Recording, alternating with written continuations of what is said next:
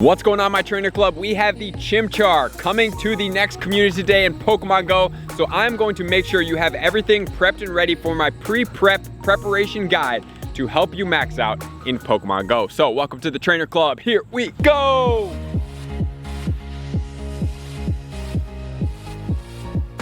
Welcome back, everybody. Let me know in the comments below, how hyped are you for this Chimchar? So I'm just gonna put a quick little disclaimer in here that if you haven't checked out my future community day predictions, we are 2 of 2 right now. I believe in December we're gonna make 3 of 3, and then January 4 of 4, and I can't wait to see if my February matches up, because if it does so, we are looking at a quite significant community day that is going to be a ton of fun and a very desirable one that everybody has been looking out for. So if you want, you can check it out here, or I will also put it at the end of the video so that you guys can check out what my future community day predictions all the way until 2021 are, right? So we are really projecting far out there, and I think that we're pretty much on track for everything that's going to come.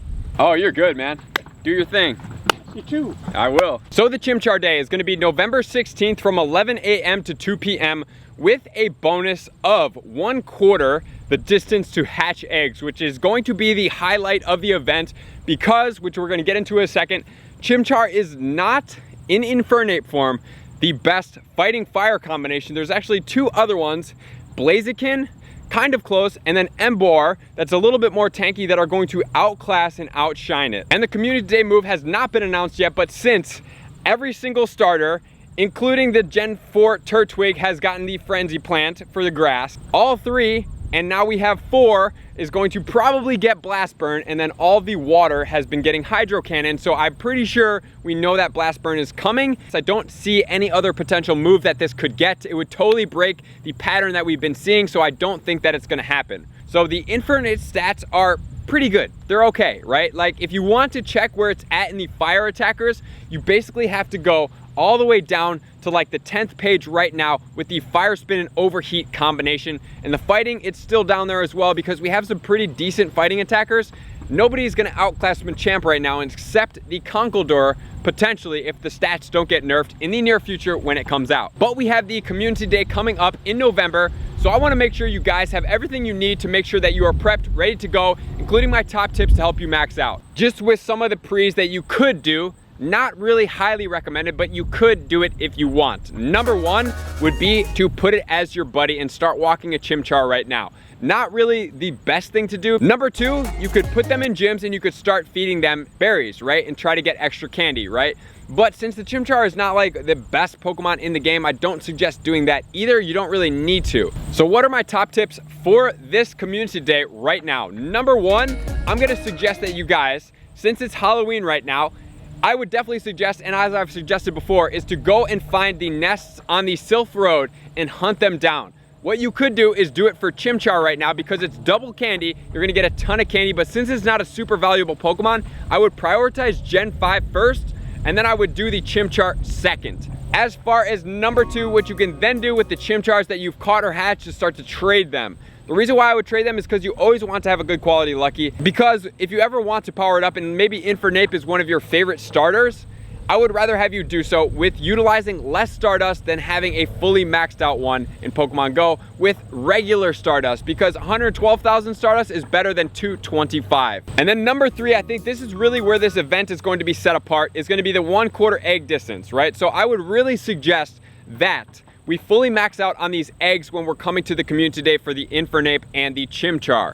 What I suggest doing after November 2nd, so starting on November 2nd after the Halloween event, because I would suggest taking full advantage of the double candy hatches from the Halloween event, including the 10K eggs, because if you hatch like a Gibble, a Dino, or a Litwick, you're gonna get a decent amount of candy for that.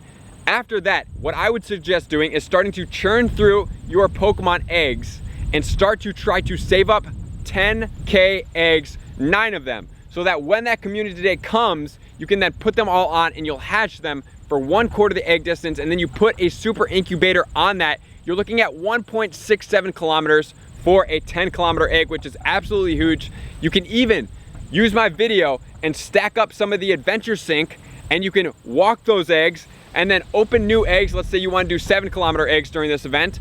So you could walk that 1.67 kilometers, which is really not that much at all, hatch those 10K eggs, and you've still been stocking up on the adventure sync. So what you would do is turn the adventure sync off maybe a week beforehand, and when you walk, don't have the game in the background, let your phone start stacking up that adventure sync bonus, basically mileage. And then you hatch all those eggs, you open your gifts, you get 7-kilometer eggs, you put them all in incubators, and then you turn on the adventure sync, and then it's gonna flush through all of that. So then you could put a star piece on for all those 10-kilometer eggs, 9 of them, and then turn the adventure sync on, and then it's gonna flush through a second batch of eggs, and you'll basically be able to hatch 2 full batches of eggs and get a ton of Stardust right there. So that's gonna be one of my top tips.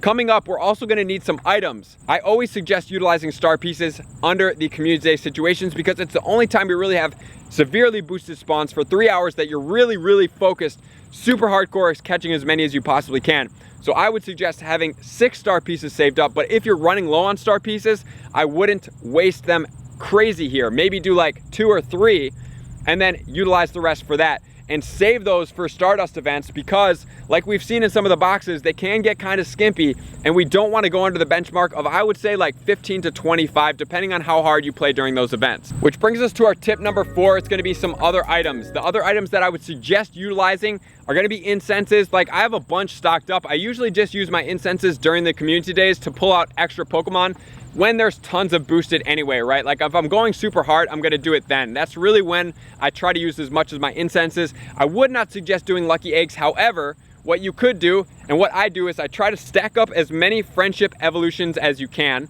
So if we're going from ultra to best or great to ultra, I wouldn't suggest waiting like weeks for it, but if you can have it within a week or 2 weeks and you know you're coming up with best friends, I'll pop it towards the beginning of the community day and use an egg maybe for the first half hour, because then you're gonna go straight with all this bonuses, right? So doubling all your XP, and then you can play for the rest, maybe do a raid, focus on the community days, catch those so that you guys can max out on that. That's definitely something that I suggest doing right at the beginning of the community days.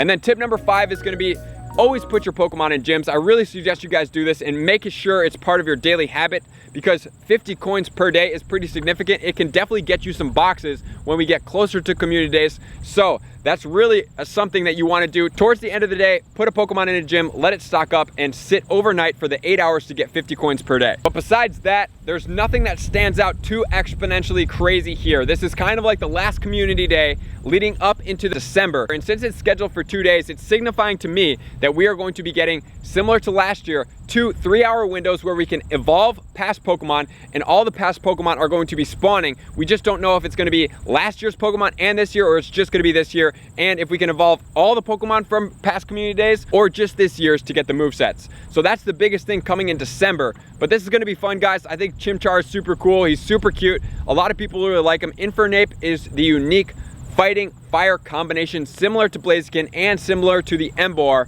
in the Gen 5. So if we are checking out the 4 starters, we are going to omit the Typhlosion just for this purpose, because Typhlosion is definitely not one of the top ones.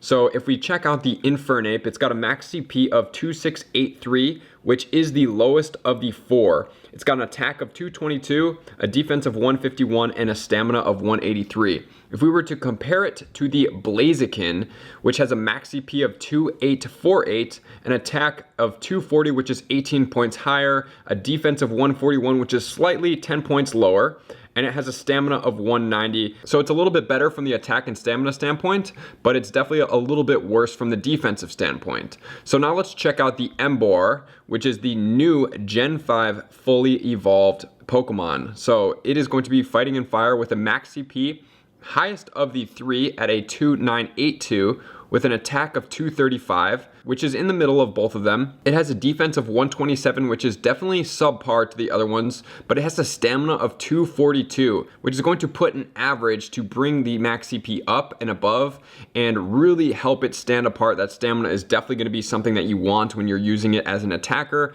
So that's pretty good. And then as far as the Charizard goes, if we're going to pull the Charizard in here, it's got a max CP of 2889, an attack of 223, which is 1 point higher than the Infernape, a defense of 173, which is 22 points higher, and a stamina of 186, which is 3 points higher. So if we're looking at Blast Burn in specific, the Charizard has all stats that are above the Infernape. It doesn't have a fighting combination, so if you're looking for that combination, but we already know that the fighting combination is not going to set it apart from the Machamp. So right now we're only going to utilize this as a fire type attacker, which from the other ones, the Charizard is going to be higher with all stats, so it's going to be a little bit better from the fire standpoint. If we're looking at fire fighting, I would definitely choose the Emboar over the Infernape based on its stamina really sitting high up there. It's a tankier Pokemon. It's definitely going to deal more damage because it's got a higher attack. It's slightly less defense, but the stamina is really going to set it apart. So that's going to do it, guys. I appreciate you guys for being here. Always trying to be as prepared as possible, thinking out to the future, and being a proactive Pokemon Go player, because that's how we win in this game. So I want to thank all my likers, commenters, subscribers, and Patreon members for taking their subscriptions to the next level, and everybody that shares my video. I'm going to see you guys out on the next video. Peace. I just want to take a moment and sincerely thank all of my Patreon members, everybody that has taken their subscription to the next level and chosen to support me on this platform. I greatly appreciate you guys.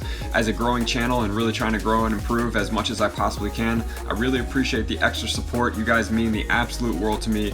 I cannot wait to connect with you soon, and I appreciate you guys all for being a part of the Trainer Club. I will see you guys out on the next video.